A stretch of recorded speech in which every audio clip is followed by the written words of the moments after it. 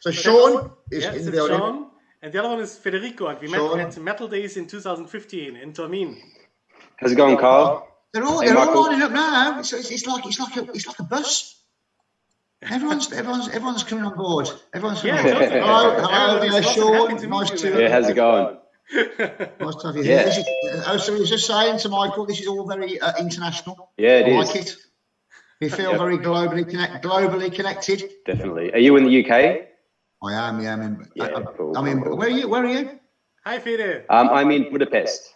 You're in Budapest. Okay, you don't sound very Budapestian. Hi, Karl.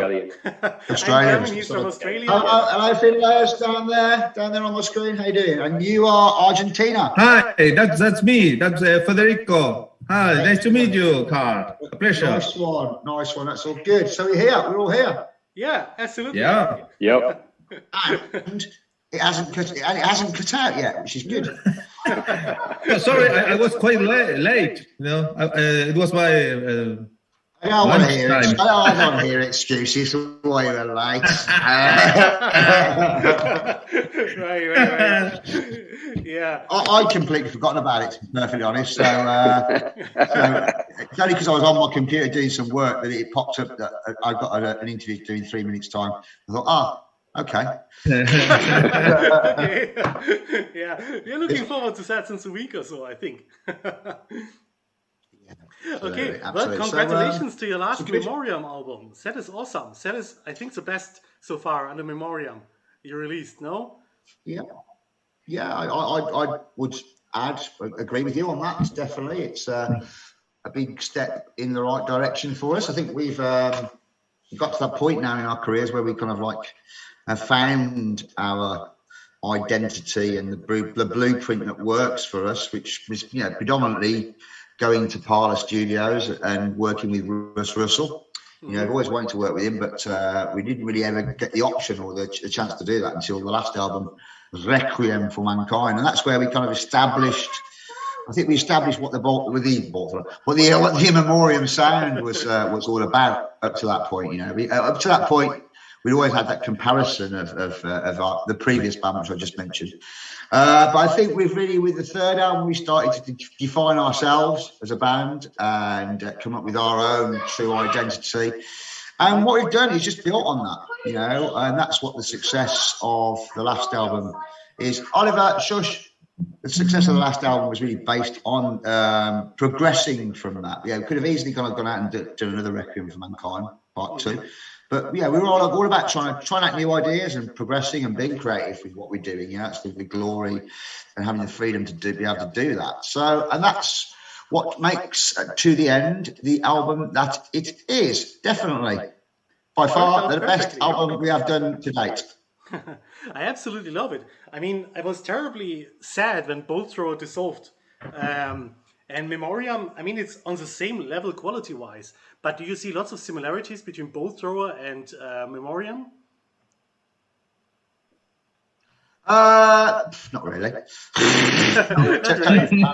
Obviously, we're always going to get compared to that because we had the original drummer and my vocals. That's who we are, we're from the past. But Memoriam, we are a standalone band, different dynamics, we're a 4-piece to start off with, so a different style of playing. We're not really kind of like totally all about war. We've got different kind of like aspects to what we do. So there's some similarities, there always will be. But we're trying hard to push beyond those because we get a bit sick and tired and bored of that comparison after 5 years. We are now pushing on and formalising our own identity, and no more questions about boltthrower. Thank you. Okay, that's a very harsh one. I mean, put you straight, didn't it? Yeah. And how have you spent the last year with the whole pandemic situation? Obviously, you can't tour or anything like that. First of all, is touring something that you guys are hoping to do with the new album? And second of all, how have you spent the last year in lockdown and in the coronavirus situation? Very good.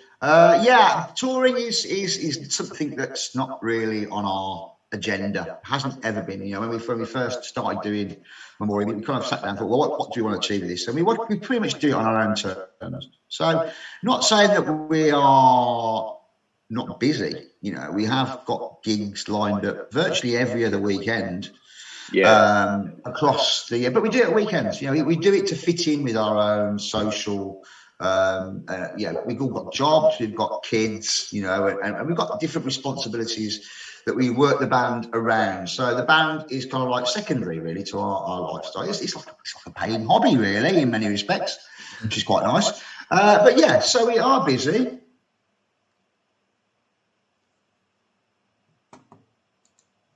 We have the week, we're just busy. But yeah, the whole concept of jumping on a tour bus and traveling around Europe for, you know, 6 to 8 weeks and playing, you know, off the arse end of Germany on Tuesday night to 30 people doesn't really hold any kind of like glory or expectation for me at this point in my life. Done it, been there, got the t-shirt, don't need to do it again.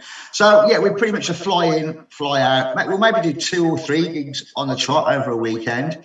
Yeah, that's when everyone goes to gigs, really. You know, people, because I think a lot of people that come to see us are pretty much in the same situation as us as well. You know, they've all got jobs, they've got kids, you know, and so yeah, the weekends are always better. They always have been, you know, traditionally. So we do that.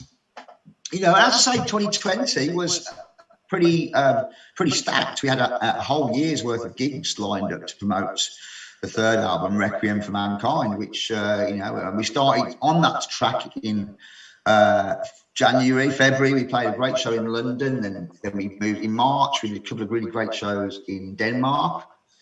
And then it all came to a grinding halt with the whole impact of COVID.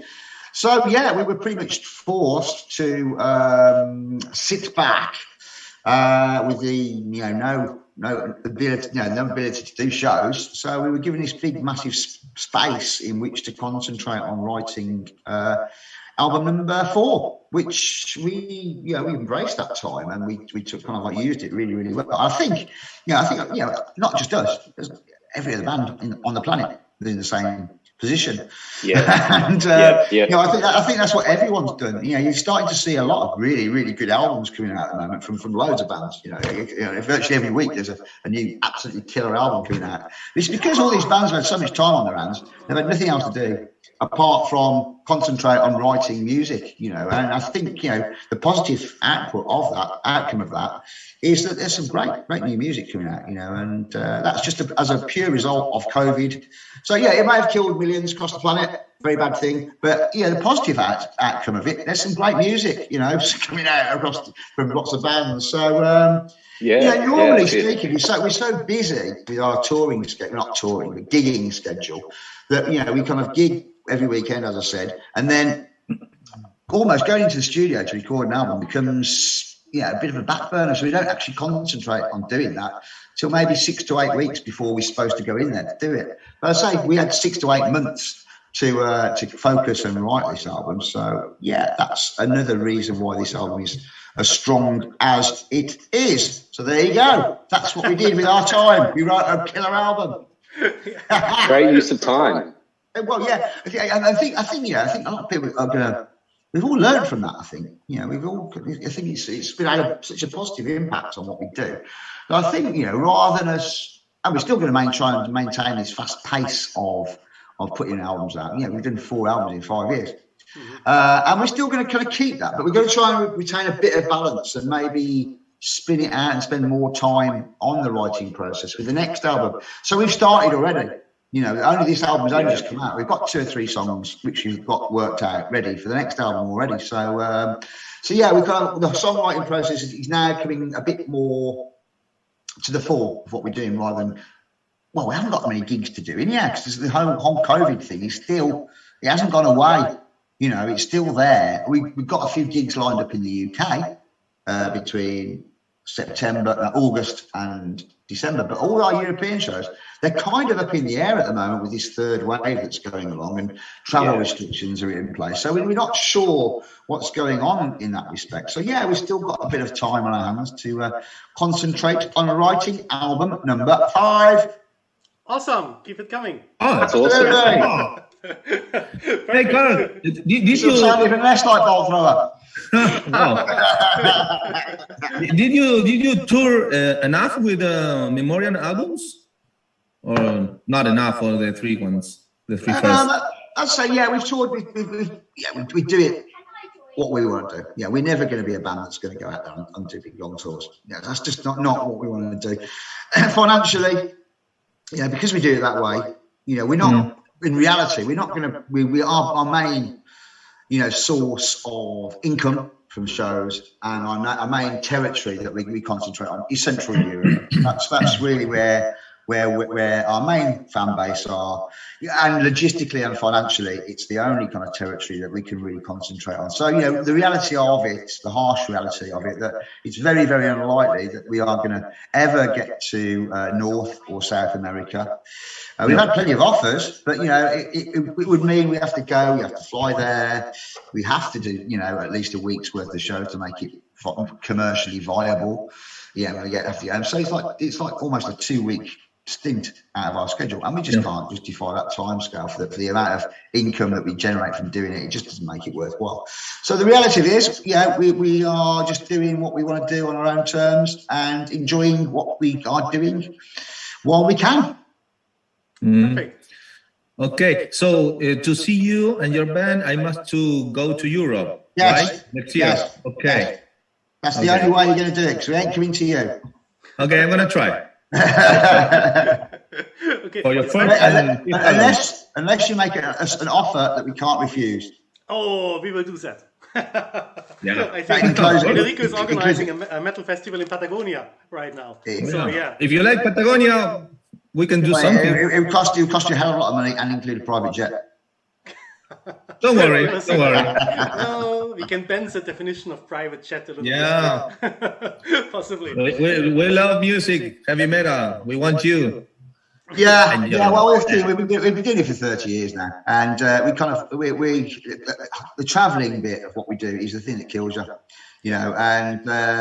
So we're just getting too old for that shit. So, we just do what we want to do, which is just playing on our doorstep, which is nice. In fact, our first gig is at Bloodstock Festival in the UK. First gig post-COVID, and you couldn't get any closer to home than that. It takes us 3/4 of an hour to get there. So we can, in theory, play, and then we'll be back in bed for 12 o'clock. In your bed, in your home. Your own bed, your own home. Yeah, that's just fine. Good. So you really don't want to tour, like long tours or faraway tours, like South America, Australia, for example. No, we get offers, but financially, logistically, financially, it's just not worth it for us, And it is what it is, That's what it is. If it was 30 years ago, we'd have probably jumped at the chance and just enjoyed it for the experience that it was.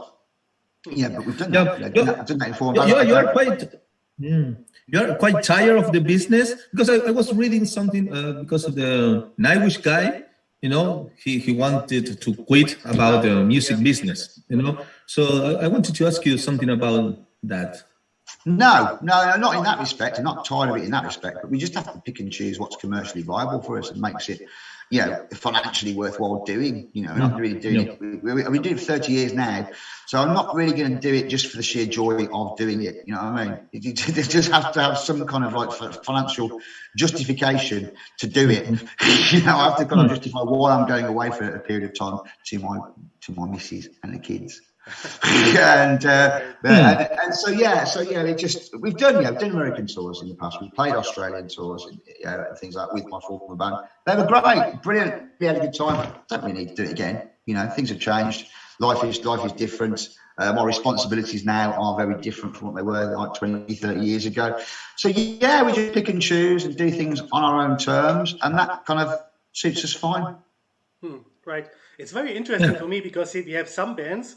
We interview a lot of bands, and some bands are so pissed because they can't play live. Like, some tell us, okay, we just wrote an album, we brought the album out, and then nothing is happening. There's no live show, no mosh pit, no feedback from the fans, and they really miss that. And then we have some other bands, young people, old people, one man band, a very newcomer, a band right now. They say they are not interested at all in playing live. They values their time more. They enjoy the songwriting process in studios. They compile their songs. They never release it again, and they're happy with it. I think that you've got to find a balance between the two, really. That's where we're kind of pretty much in the middle ground there. You know, it's not like we're going to go off and do 6 to 8 week tours. Never will do. But we are still very busy. You know, kind of, we have got a pretty hectic schedule lined up.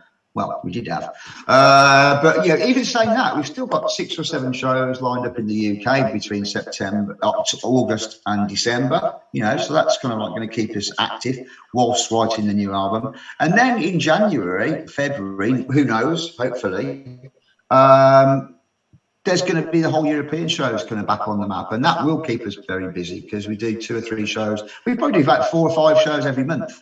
You know, so across the year, we probably do about 40 or 50 shows, which is fine. You know, I think any more than that would probably kill us at our age. So it's fine. Yeah. And how I think everyone has to find their own kind of like balance of what keeps them, you know, engaged with the process. You know, I love playing gigs. You know, really, I really enjoy that. But you know, I don't think that I would be able to do more than 2 or 3 shows on the trot because it would. Yeah, physically and mentally, probably rip me apart. So it's great to be able to do it, and great to be able to be in a position where we can pick and choose what we do. I think through doing it for 30 years, we are in that privileged point in our career where, we do get offered a hell of a lot of things, but and we do turn down probably about 80 or 90% of it, and just choose and select to do the things that we want to do, and that works well, and we're happy with that. And long may it continue. Hopefully, it's going to keep on keeping on for another 2 or 3 years at least. Well, now I've committed the band to do another trilogy of albums. He's going to have to. So, right. And how is it for you personally when you go on stage? Like, I mean, you do it for such a long time. Is it still a thrill, or are you still anxious, or it's just like you go on another one of those, you know, and just routine? It's an incredible burst. You know, it always has been. You know, it's unlike any kind of like addiction that you can ever have. You know, and it still excites me, and I still live for that kind of like that feeling. You know, nothing else really touches it. I'd say that I don't get nervous anymore because I've been doing it for such a long time.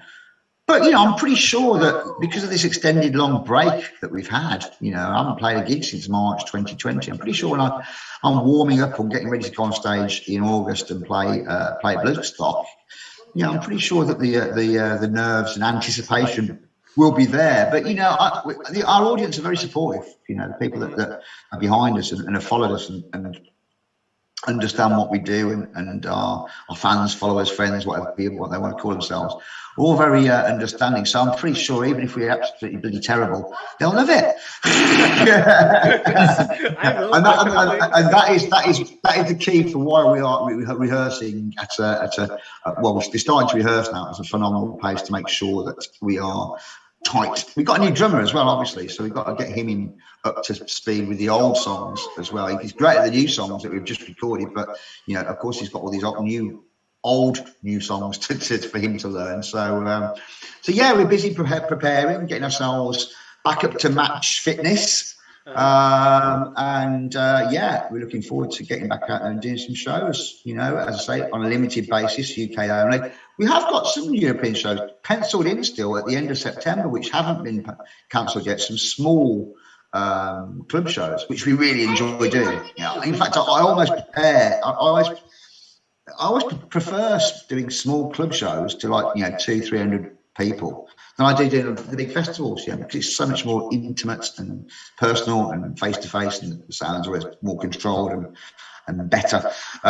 So those still haven't. We've got a gig lined up in Belgium, Holland, and Germany at late September. So they haven't been postponed, they haven't been cancelled yet, but we are waiting to see what happens with the travel restrictions that are still in place, which are constantly changing due to the science that's out there and whatever happens. So we are all in a state of flux at the moment.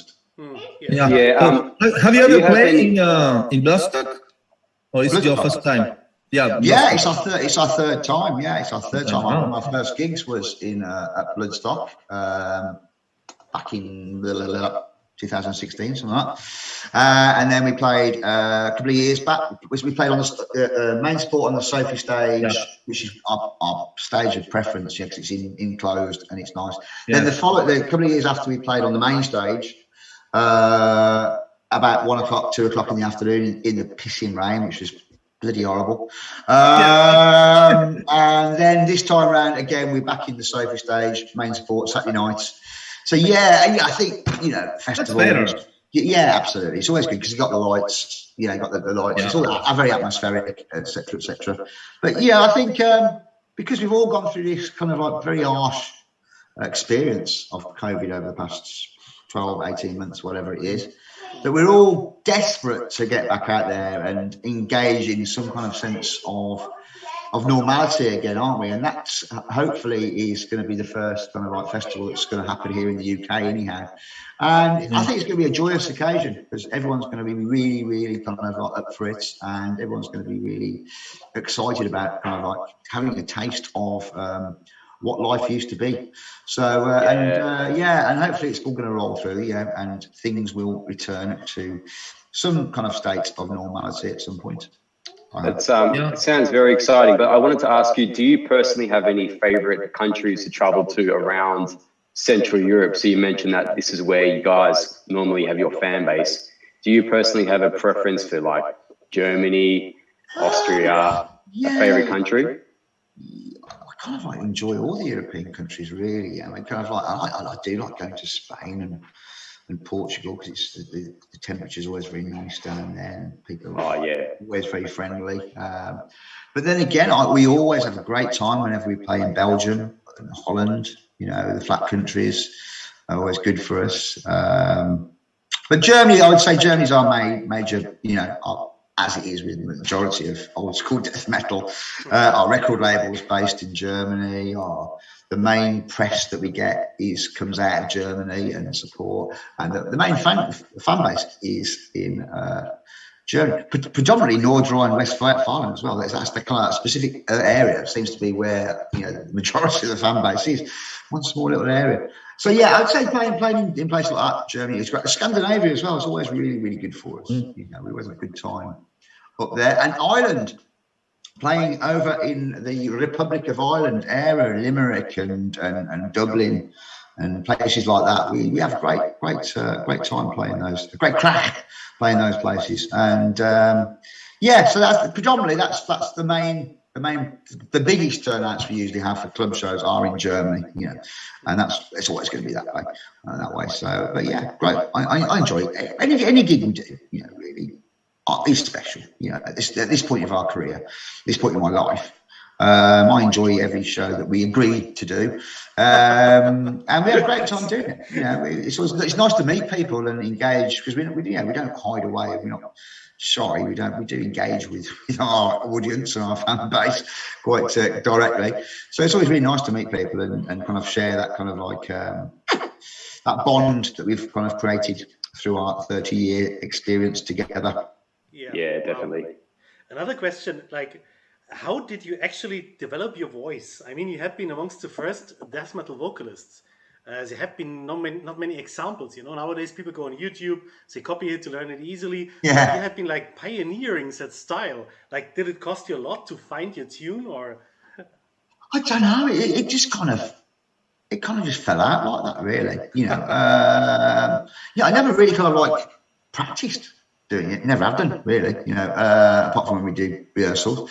But yeah, prior to that, it's just, I think it's a matter of confidence, really, and just seeing what kind of like it gets.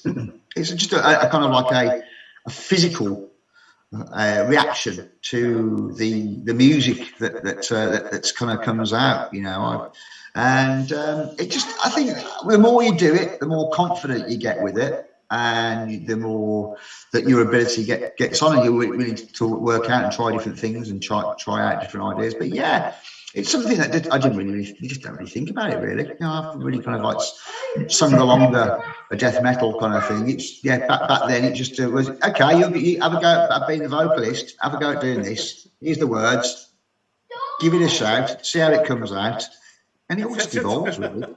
Yeah, it's evolved from there. You know, I mean, there was a very little. There wasn't that many people doing it back then. So yeah, there was no real blueprint to work to. I suppose we created the blueprint in many respects. Yeah, absolutely. So, so you haven't really thought like, let's go more to thrash pass down or I mean, nothing. it's a weird thing, really. It's not really. I wouldn't ever say that I'm an accomplished vocalist, but I think it's more that it's the way that you engage with the people, the audience. I think it's more being a front man. And that kind of like that ability to engage with people is equally as important as your ability to shout loudly. I call it rhythmical shouting. That's what it is, basically. It's just shouting in a rhythmical manner. And that's what kind of works for me. And, you know, it's a strange thing because it comes from down there. There's been a few times on gigs and on tours where I've lost my voice. I haven't actually physically been able to talk. Which, you know, the rest of the band will probably say it's a good thing, but I haven't been able to talk, which is quite worrying, really, when you can't actually communicate as a vocalist, the front man, and then you go on stage, and it comes from a different place. It comes from more down here, you know, more. It's more of a kind of like down here, the vocal does. So yeah, it's a strange, it's a very, very strange phenomenon, which I couldn't. Yeah, if you asked me to do it now. Without music, I couldn't do it. You know, I can't. Yeah, I'm not like a falling monkey. But yeah, it's something that kind of comes instinctively and naturally along with the musical input that's put in. So yeah, strange. It's a strange one, really. So you're basically just a natural. Yes, natural. I think we all are, really. If we all set our minds to it and we given that challenge and that opportunity to do that, I think we could all do it, really. I think it's not. And you reckon you need that confidence is what really kind of helps you put it out there. You need that confidence. I think that's the key. That's the key to it. You can't really give a fuck about what other people think about you. Yeah, I think that's the key to it, really. And you've got to enjoy it, you know, and you've got to enjoy it, and you've got to convey that sense of joy to the people around you. If you show any kind of sign of kind of discomfort or not being sure of yourself, then you know that you're going to get shot down in flames. So yeah, it's all about confidence. At the end of the day. I think I learned that from an early stage in my life. You know, I kind of.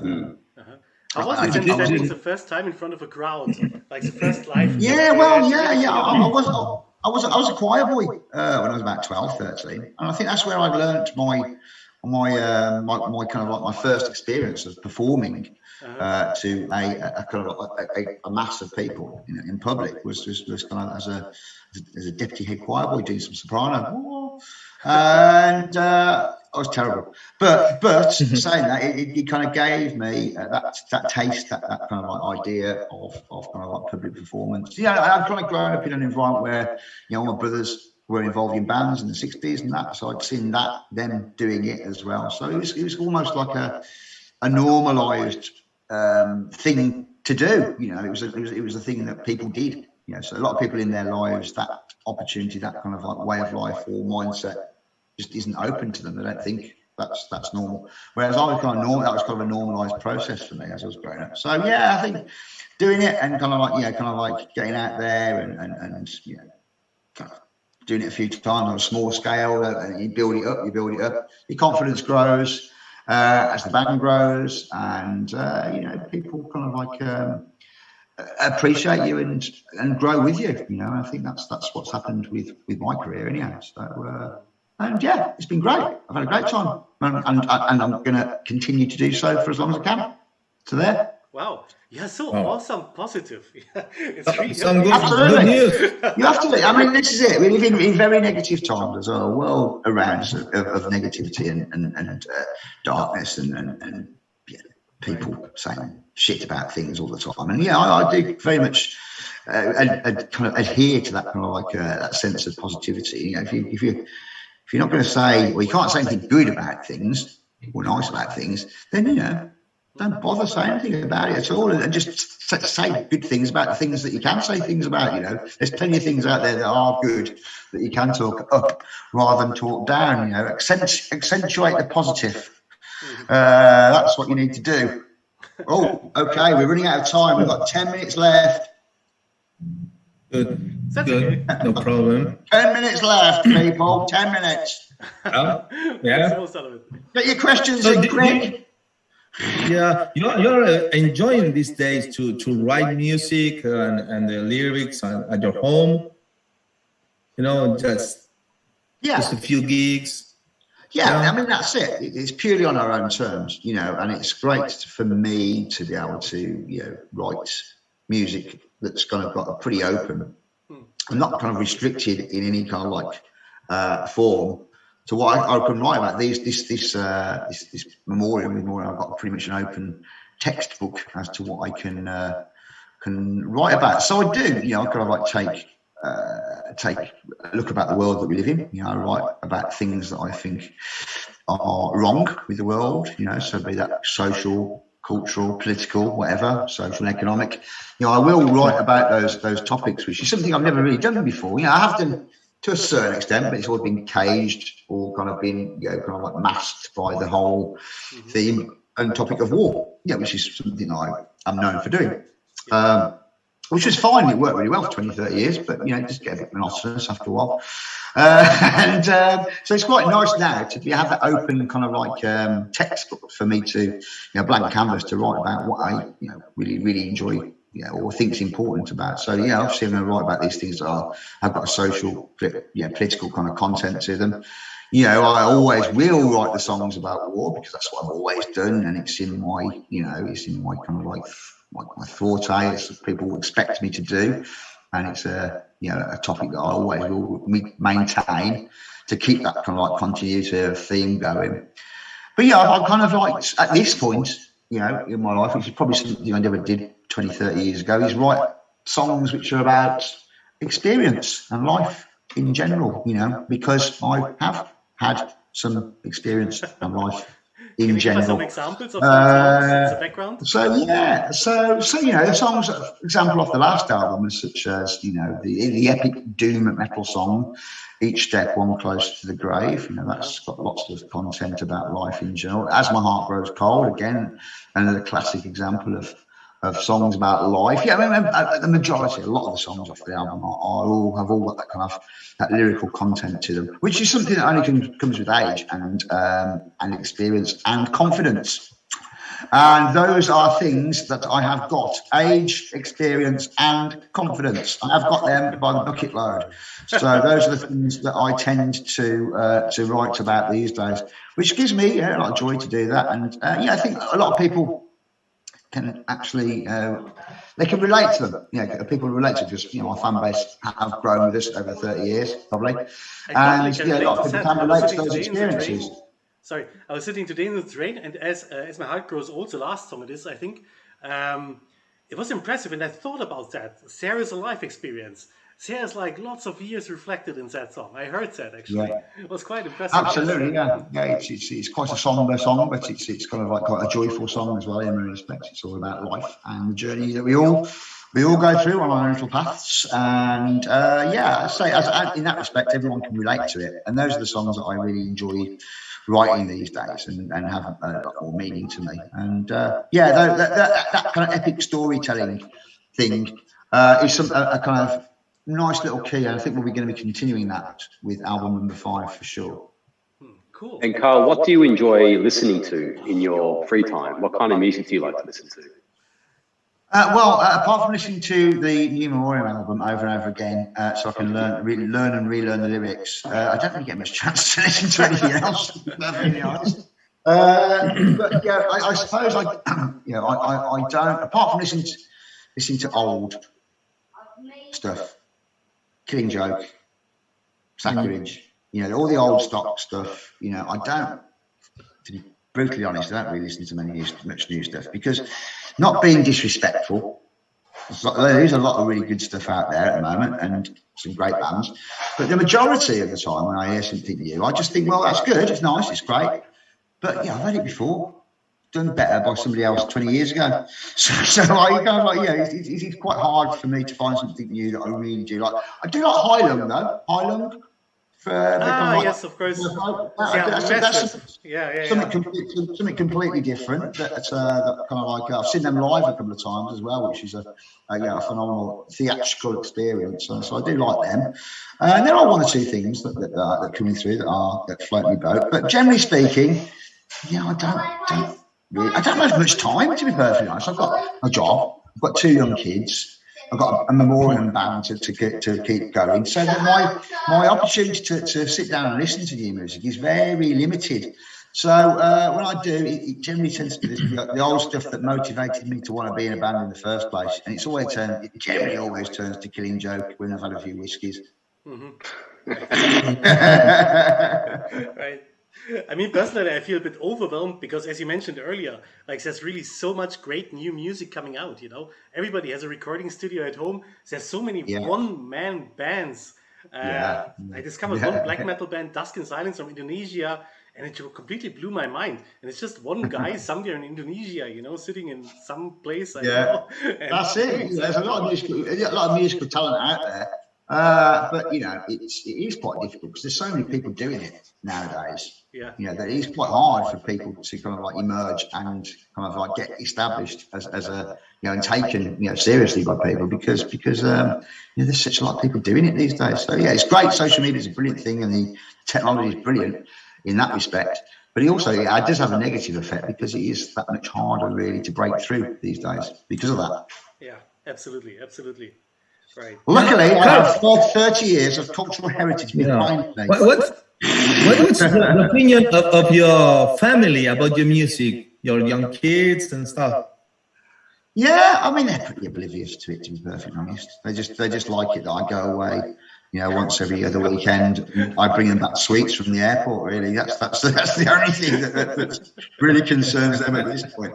But I think as they get older, I think as they go older, they might kind of like show a little bit more interest in what we're doing. I make sure that I've got, I keep all the copies of the records, and they're all there saved for them when I'm a lot older and retired, and they can look back at them and think, as I did with my brothers and saw them, give them the opportunity or that mindset that could potentially be, something that they could pursue if they wanted to, why not, because it's good because, sometimes, if you folks work in a factory or they work in an office or that's the only thing that you see, and that's the only thing that you think that's potentially possible to do for you with your life. So if I can expand their horizons and give them the opportunities to maybe pursue what I've done, and I've had 30 odd years of doing this, and been to many parts of the world I never thought I'd go to, and experienced loads of interesting situations, some good, some not so good.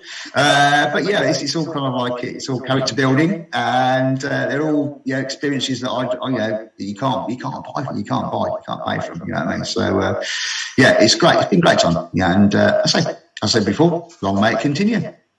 Do you have any special for at least another 2 or 3 years? Minimum. No, we need you longer. Whilst I've got the mental and physical capability and capacity to do so, long may it rain. Right. For sure. Do you have any special memory of your musical career, like touring, being on stage, or recording? Any really outstanding positive or negative memory? Yeah, I mean, it's always special. Whenever usually it's when you do it the first time. Whenever you hear. I remember hearing the boltthrower demos before I was even in the band on the John Peel sessions. And hearing that, that was special. Hearing the first album when that was played, that was special. I've got 1 minute left. Going to Australia and playing over there and thinking, well, our music from a little island, in the middle of nowhere, is being transposed to across the planet in 1993. Just these little moments within the history of, and it's always usually the first time you do something that makes it special. And there's been a hell of a lot of them, and I've got less than 1 minute now. Okay. Thank you, Karl. Thank you for your time, man. Thank you so much. It's been a pleasure. It's been nice talking to you this evening. And thanks for your support. Now, would you like me to send these to you by WeTransfer? Have you recorded it? Perfect. Okay, perfect. Okay. Thank you so much. Thank you so much. Thanks, guys.